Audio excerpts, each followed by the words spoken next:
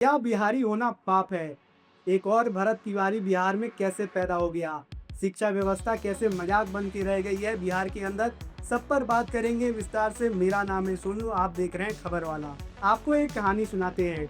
बिहार के किशनगंज का 15 साल का एक गरीब लड़का मजदूरी के लिए हिमाचल प्रदेश कांगड़ा जाता है, जहां पर उसके शरीर पर पोल तार गिर जाता है, जिसके बाद उसके घर वाले उसे लेने आते हैं। एक स्टेशन पर उससे घर वाले खाना लेने के लिए जाते हैं, तभी अनिल नाम का शख्स हरियाणा का आता है और उस बच्चे को बहला फुसलाकर अपने साथ ले जाता है और अपने डेयरी में बंधुआ मजदूरी कराता है। 2 महीने बाद फसल काटने वाली मशीन में उस लड़के का आँख कट जाता है। अनिल इलाज के जगह पर कुछ पैसों के साथ सुनसान सड़क पर उस लड़के को छोड़ देता है। अपने कटे हुए हाथ के साथ वह 2-3 दिन तक सड़कों पर भटकता है, जिसके बाद एक शिक्षक की नज़र उस पर पड़ती है और वह उससे पूछता है, बेटा कहाँ जाना है? उस लड़के के मुंह से सिर्फ एक ही शब्द निकलता है, बिहार। अनिल को पुलिस ने गिरफ्तार कर लिया है। हरियाणा मानवाधिकार ने 15 लाख का मुआवजे का ऐलान भी कर दिया है। लेकिन यहाँ सवाल मुआवजे का है ही नहीं। यहाँ सवाल यह है कि दोष किसे दिया जाए, सरकार को जो पलायन और नौकरी पैदा करने में असक्षम है, या उस जनता को जो सरकार को चुनती है, जो पलायन रोकने में असक्षम है और नौकरी पैदा करने में असक्षम है। अब कहानी सुनाते हैं भरत तिवारी 2.0 की। बंटी यादव नाम का एक पटना का शख्स सेक्स रैकेट के खिलाफ विरोध प्रदर्शन करता है बंद करवाने के लिए। लेकिन उसका हश्र क्या होता है? वही जो भरत तिवारी का हुआ।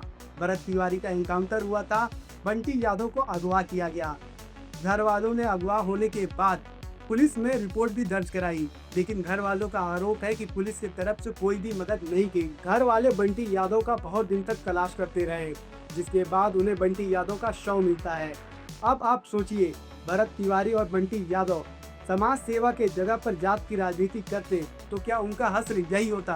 शायद नहीं। अगर वह जात की राजनीति करते तो कोई ना कोई पॉलिटिकल पार्टी उन्हें टिकट दे देती, लेकिन उन्होंने समाज सेवा चुना और हश्र हम सबके सामने है। स्कूल के अंदर बारिश होती है, जल जमाव होता है, टीचर साहिबा आती है, बच्चों को हुक्म देती हैं कि बेंच लाओ, और बच्चे बेंच लाते हैं और टीचर साहिबा के लिए रास्ता बनाते हैं कि वह क्लासरूम जाने का उपकार कर दें।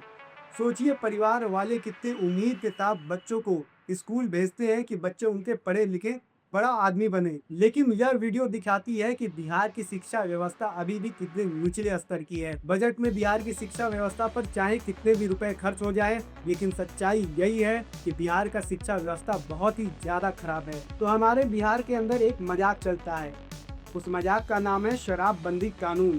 कहने को तो शराब हमारे बिहार के अंदर बंद है कागज पर, लेकिन शराब खुलेआम मिलता है और कहीं पर भी मिल सकता है और जब चाहे तब मिल सकता है। लेकिन इस बार तो हद ही पार हो गई। इस वीडियो में खुद एक पुलिस वाला पूरा टल्ली दिख रहा है शराब पीने के बाद। यह हाल है इस कानून का। इस कानून की वजह से बिहार के अंदर भूमाफिया पैदा हो गए।